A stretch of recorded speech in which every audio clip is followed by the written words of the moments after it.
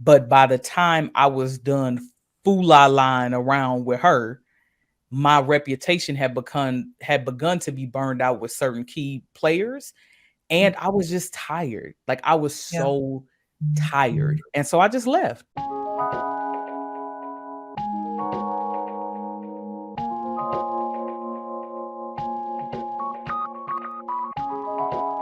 Hey everybody, welcome back to the Dreaming Forward podcast. I'm Kalyn Wilson, And I'm Shalon Johnson.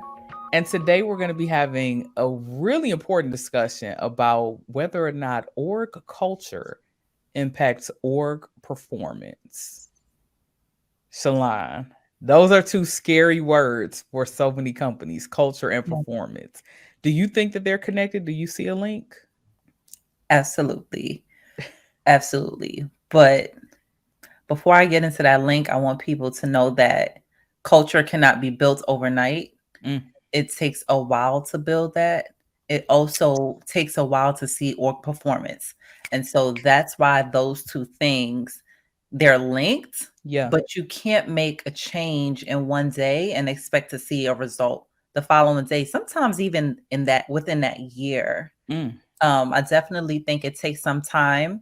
It takes you outlining what data points you want to see, what metrics you're going to measure, mm-hmm. and a strategic approach in identifying what do we even care about? What Mm. do we want our culture to be? And how do we want people to feel when they come to work?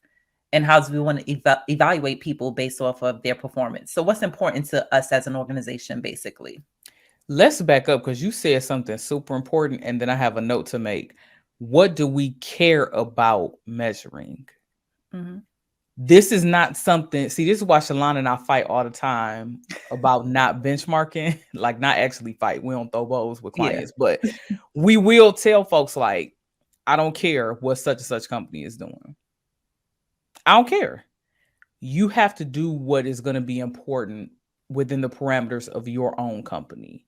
Right. And chasing after someone else's perceived success will always be your downfall. Because let's keep it real. It's not a lot of companies that are doing people and culture really right. And if they're doing it kind of right, they're probably not doing real good on DEI, No. especially across all the dimensions. Yeah. So you have to be very careful trying to emulate someone else's wrong opinion. Hmm. Another note with that, culture is made decision by decision, word by word, choice by choice. Every time someone makes a decision, every meeting, every conversation, every long, all of that makes your culture. So when people talk about changing culture, it's not a light switch that you can flip on and off. It's a dimmer. So every little change that you make is fundamentally changing the company, even if the impact is not felt strongly just yet. And Hmm. so an example of that is if I'm walking in a straight line and I turn 1 inch to the left, you might not notice how far I've gone off track until a mile ahead. But by that time, the impact will be so significant, it may be impossible for me to get back on course. Hmm. So we say that for you to be intentional and for you to be thoughtful and mindful about the day to day workings of your company and how they reinforce or undermine the culture that you want to build. Yeah. And I will also add that culture includes communication. So, how are you Big point. communicating to candidates? Those are prospective candidates, people Hmm. who may be your employees, people who are Hmm. applying. And how do you communicate internally to the people who are already within your organization? Communication could be verbal or nonverbal. So, Hmm. when I say that, I mean, how is your manager approaching you about something you messed up on? How would they approach you about something that you did great on? Yep. It also could be um, you had somebody within your organization that did something very publicly wrng. Yes. For example, the January 6th Yeah. incident, right? There were so many different employees at this thing, that Hmm. happened. And I don't want to just make it seem like it's just a thing. It's not. Um, but there were so many people there who are at these public facing roles or in these Hmm. jobs that are like really big organizations, things like that, right? and they might still be working with you. Come on. And so what are you communicating as an organization Yep. if you know this person was there, but because they showed some level of remorse, they Yes. were able to keep their jobs? Yes. Or because they earn y'all a lot of money. See, that part is so important with what we would consider bad actors. So that person has been responsible for the harassment of multiple employees. It's been proven multiple times that they have committed racially biased acts. You know, they embezzled a little bit of money a couple Yeah. times using a company card inappropriately, but they bringing in multi-million-dollar accounts, so we're gonna keep them on board. Yeah, That's a culture issue. That's a culture crisis. it And to is. be clear too with culture, because you said something important, Shalon, candidates are a part of your brand. Yep. So you have two sides to your brand. You have the employer brand and you have your consumer brand. Companies love, love, love defining the consumer brand. Why do people love us? Why do they want to buy this? We want consumer loyalty. But that other side, that employer brand, is super important too. So when you ghost candidates, that's a part of your employer brand. When you don't promote people until 4 years, 5 years, or until they're about ready to walk out the door, that's a part of your brand. All of that's a part of it. When you have 10 interviews Yeah. Plus a test and a written assessment, and that's a 5 part of reference checks and it. And fingerprints. yeah, come on with the reference check. Like, can we just what's let me tell you something. I know some people, wink wink, who will find any random cousin, like, look, just say that you were my boss, blah, blah. People know how to get around that stuff. Yeah. And especially if you aren't letting them talk to current and former employees, because that's their reference check too. If we go on Glassdoor or is it Cheesy, I think it's pronounced, or any of these other review sites that have popped up Yeah. about the employee experience, and you got all 1 stars, come on. You can pretty much guess that people gonna be trying to get in and out. Exactly. And if you know that your company has a reputation for being a revolving door, or people know like they come, but they just kind of lag and stagnate, what does that do for the performance that you could have had? Mhm. Because see, a lot of times this is where the connection starts with culture and performance. Because a lot of times companies will focus on the realized performance, not the potential performance. Mhm. So if you could have sold 10 million by firing a poor performing people manager, but instead you only sold 3 million, but that 3 million beat out the 2 million projection that you had and you're excited, that's a culture issue. And people know it and they see it. Let's think about what goes into culture. So we talked about communication, Mhm. decision making, engagement, rewards and recognition, development, barriers or access to influence and power. All of that's a part of your culture. Right. And if you see that you are having negative impacts on the organization, a lot of times it's because of your culture. Mm-hmm. Because, like Kalyn said, your culture includes everything, every Everything. move you make, the job descriptions, the way you put that out, Mm-hmm. who you recruit, how you recruit. Yes. All of those things impact the organization's culture. And so, as an organization, if you see those negative things starting to happen, you need to ask yourself as an organization, right? Yeah. Why don't I care? Yeah. Like just flat out say it. I think that a lot of times organizations try to sugarcoat it and they Yes. try to make excuses. Like you said, especially when you have people who are making a lot of money for that organization. I've seen that and witnessed it, and it's crazy to me. But people will literally turn a blind eye if you bringing in To a ton of horrible money. behaviors. Yeah. Yeah. Yeah. Yeah. They Tenure too. That's another one. Like that somebody has been around a long time. I mean, it's a silly example, but if you keep a broken toaster just because your grandma owned it, that nostalgia is not outweighing the lack of effectiveness. no. Just because they were employee number 8 Yeah. or because such and such person brought them in and that was your best buddy, they're toxic to the company. Yeah. And so Mm. you have to be really honest with yourself about As a leader, what are you willing to sacrifice to maintain the status quo for the current Yeah. culture? Like let's really unpack that. What are you sacrificing to stay the exact same? Are you sacrificing the company's reputation? Are you Mm-hmm. sacrificing the company's market share? Are you sacrificing inclusion? Are you sacrificing retention? Are you sacrificing innovation? Are you sacrificing your good name? Are you sacrificing your career? Because Mm-hmm. let's be honest, when we think about like the Me Too movement and the racial justice reckoning of the past couple years, a lot of heads rolled and a lot of leaders got blamed for stuff because they needed a scapegoat. So tag, you're it.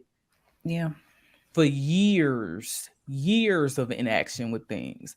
Do you really want that to be you? Is keeping that person around like really worth it? You got me thinking about something.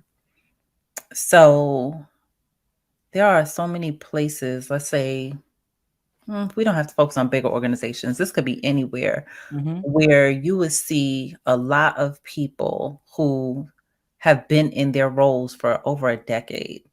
Like, Mm. I guess as you get a little bit more seasoned, you start to see this more, you start to pay attention. And Mm-hmm. so I've been in um, positions where my coworkers have been in this organization for 20 years, 25 Mm-hmm. years. I heard 30 and 40 years at this Girl. point.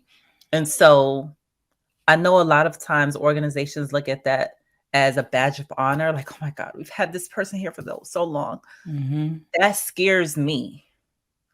That really, really, really scares me. To Yep. them, it looks like, oh, we have so much growth here. This person was able to stay here their whole careers. To me, that looks like, to me, that looks like complacency Yep. if your organization is not up to par. And a lot of Mm. times you're going to have issues and stuff, right? But if your organization is failing for organizational culture, and then you have all of these people who have been there for decades, what is that actually telling us? Is that really a Mm-hmm. good thing? Mm-hmm. You know what? Let's make a note about that too, because what came to mind when you said that was, does your culture place a high premium on tenure versus innovation versus productivity versus influence? Mm, So, and I don't think, excuse me, I don't think that there's a right or a wrong answer there, because I think mhm. about some companies where we work. First of all, let me say this, it's a ratio, maybe more so than like a hard this, or this. So we said, now I got to try to remember what I said. So it was tenure, productivity, innovation, and influence. Like there are some companies where we've worked where tenure actually was really important. So Yeah, that organizational knowledge that you get just from being present is extremely important, especially for companies that are not good at archiving information. yeah, So unless that person is there, you don't know what y'all did more than like 5 years ago. right. Sidebar, that's why it's important to have the right archival Exactly. procedures in place, but that's a whole other conversation. If you're a company that places a higher premium on innovation, your turnover is probably going to be very high. And so you'll have to carefully manage your company reputation and employer brand so people understand why that is. Mhm. Because with high innovation cultures, burnout tends, and productivity cultures too, burnout is like such a regular occurrence. So how do Yeah, you balance for that so that people yeah. don't leave bitter, they leave better? Mm, When you think about high productivity cultures, you're getting a lot done. But again, burnout can be a high risk and also a lack of recognition. Because if you're absolutely. not a person, those cultures tend to value the deadening of emotion and resilience so much that people who might be a little bit more outward with their emotional expression, or who have better like work life, what would be considered a work life boundary, they'll flounder just because they're Mhm. like, no, I get off at 6 and that's the end of that. Right, I have to get my kids from school. And the person who's like, I could work till 10, they're not necessarily better than the other person, they just literally can go for longer to produce more. And Yeah. then finally, when you think about those high premiums, when you think about the organizations that place a high premium on influence, that charisma trap is dangerous, Yeah. because the people who could talk a good game, or who dress the right way, or have the right smile, or the right bravado or bravada, they will impress people and woo people into a trance, but have no substance to back it up. And if Mhm. you're not careful, it could be years before you realize that they've done nothing, or even Mhm. worse, sabotage the productivity you could have had, because their charisma was so strong. Yeah, but you said it right. That's the game. That's what It people is the do. game. Especially that's been the corporate game for how long? That's still the Come on. corporate game. Hmm. So people think, remember back in the day where you get a corporate job and women think, oh, I got to get a perm now. I got to keep my hair Yes. straight. I got to do Yep. all of that. I got to get a business suit. I got to wear heels I because gotta that's wear my another red suit thing. when I go to the meeting with da da da. Yeah. Hold on, let me tell you a story about that. Cause I had one job. This is like bringing up some bad juju, man. I had this one lady, and she ended up pushing me out of the company. She was like a horrible person, but she came to me because she wanted to destabilize my confidence by undermining every little part of how I showed up, which I realized much later actually ended up being a part of my je ne sais quoi. So Mm.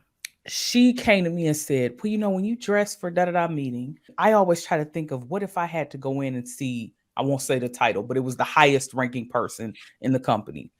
And I need to wear my blazer and do da da da. And I was like, okay, but I'm gonna rock this dress. You know what I'm saying? Like I like rocking dresses, or I like my sweater and cami combos with some slacks. And I was one much younger at the time, and she was older than me. So there was some barriers there in terms of generational differences. And she had been at the company a long time. And so there were some barriers there with tenure in terms of the deference and weight that I put on her opinion. But Mhm. in reality, what she was saying was meaningless, because again, I was well liked, well respected, and very productive in my job. Yeah. And so I say that because all of the little silly barriers that we allow to be institutionalized, particularly around influence, can end up pushing away great talent. Because I Exactly. had so much more to offer that company, and wanted to, and people knew I could and wanted me to.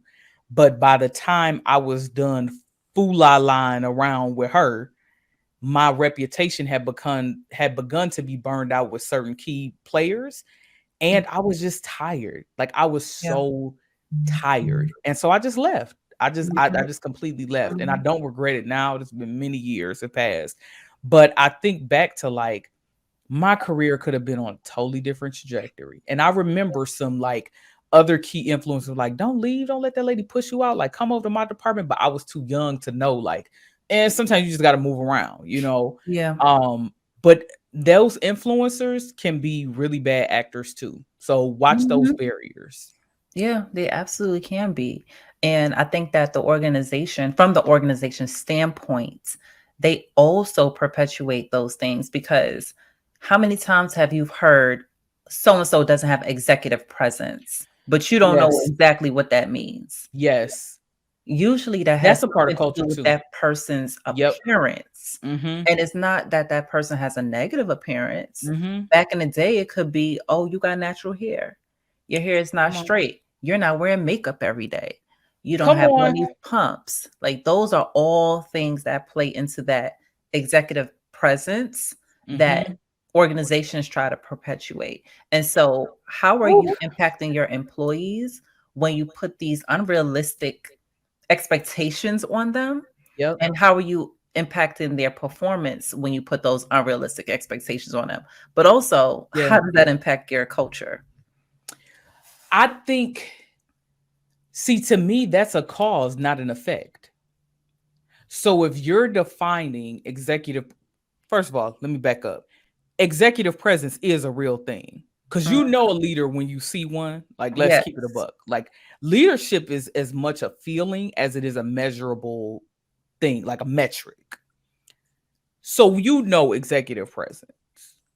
But you also have to be careful that it's not so narrowly or misdefined Yes. that you miss emerging leaders in the organization. So, for Mhm. example, because I just did a branding session for someone. It was for an organization, a group of folks, and it was particularly centering on Black women.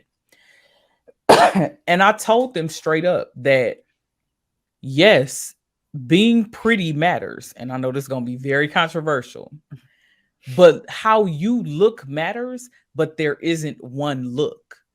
And how you look matters, yes, to what other people perceive, but also to how you feel when you do certain things. Like, I personally just don't necessarily like going to professional events with no makeup. That is me personally. I personally don't wear my hair in a fro now that it has grown out because I personally really like rocking my hair the way I rock it. But I've done it before. I've rocked a bald cut before. Like, you know what I mean? I've done different things. I've Mhm. tried different hair colors. And this is the look that makes me feel real good because I've done almost like my own comparative analysis. Where you get into sticky territory is when you only promote people who fit one One look, criteria. Mhm. one tone of voice. Like, obviously, you all can tell I have a very heavy, deep voice. So that works in my favor a lot of times, ironically, because people assume that I know what I'm talking about. And sometimes I don't know what the beep, beep, beep is going on. Right? Because they like, oh, well, she sounds like she is it together. So it's like, okay, let's rock with it. And there are women who aren't taken seriously because their voice is higher pitched.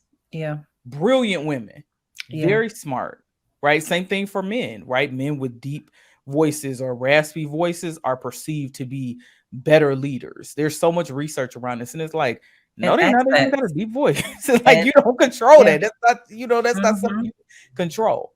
Mhm. So it's important for us to take stock of trends. Yeah. Remember, we said culture is one decision at a time, one choice at a time. So if every leader for the past 3 years has had a similar profile, similar alma mater, similar major, similar background, similar looks, similar height, similar voice, similar, all the things, similar way of working, they're all extrovert, you could be reinforcing bias without trying to. Right. Absolutely. So, what do you think the key points are within this conversation? I know definitely for me, it's to just pay attention Mm-hmm. because organizational culture can be seen throughout so many different things. You could Yeah. almost get an inkling on a company's organizational culture but by just doing a quick Google search or Yes, you can. looking at their websites. What Yep. does their leadership team look like when you go to their websites? Come That's the on. first thing I look for when I look at a job. Mm-hmm. Think about What are their press organizational. releases? Like, Yes, what are the things that they thought were important enough to put in the Forbes, the, Harvard Business Reviews, the Wall Street Journals of the world? That says something. it sure does. I It would sure say the does. last thing that might be a really good takeaway is to remember that culture is so much more layered than we think. Okay, yeah. And that, again, the impact of culture change may not be felt for a year or 10 decisions in, but it's changing all the time. Mhm. Every new hire you hire changes your culture. Yep. Every new person you bring into your company fundamentally changes the fabric of that company. Every decision, every new product, every new piece of tech you bring in, all of that is fundamentally changing your culture. Now, whether or not it's for the better or for the worse, that's where intentionality comes in. Mhm. Every mistake that you let slide plays into Woo. your culture, and Yep. every employee that sees you let that slide also plays into that culture. Come on. Come on. Yeah, we can end it on that one. Thank you all so much. Of course, you already know to like, share, and subscribe. Leave us a note in the comments down below. Do you think that org culture impacts org performance? If so, let us know how. And of course, look out for new episodes every Wednesday. Love talking with y'all. See you soon. Bye.